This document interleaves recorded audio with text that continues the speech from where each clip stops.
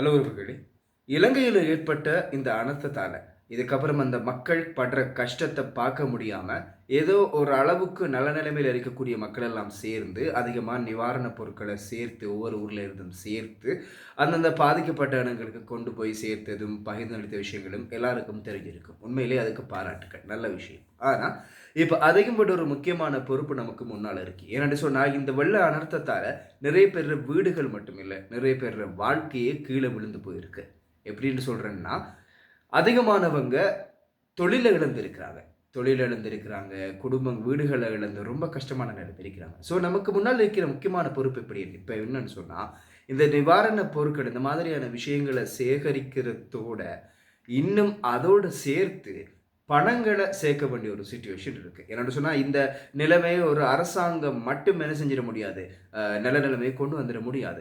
இத மக்களுமா சேர்ந்து தான் என்ன செய்யலாம், இத ஒரு நம்ம மீண்டும் அந்த ஒரு நல்ல நிலைமைக்கு ஒரு அளவுக்கு சரி வரலாம் அப்படின்னு சொன்னா, நம்ம வெளிநாட்டுல இருக்கக்கூடியவங்களும் சரி, அதே மாரி நாட்டுல இருக்கக்கூடிய எல்லாரும் சரி, பணங்கள சேர்க்கக்கூடிய ஒரு முயற்சிகள கூட செஞ்சால் உண்மையிலேயே ரொம்ப அது ஆரோக்கியமான ஒன்றா இருக்கும்.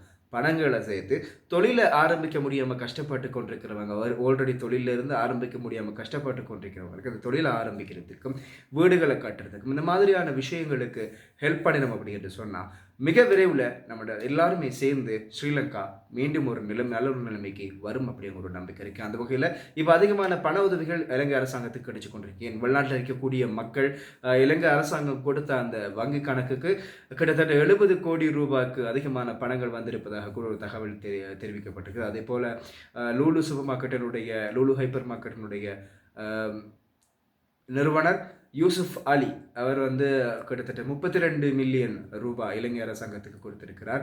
இலங்கையுடைய பெறுமதிப்படி 32 மில்லியன் ரூபாய். அதே போல நோலிமிட் முபாரக் ஹாஜியார் 15 மில்லியன் ரூபாய் கொடுத்திருப்பதாக கூட தகவல் கிடைத்திருக்கிறது.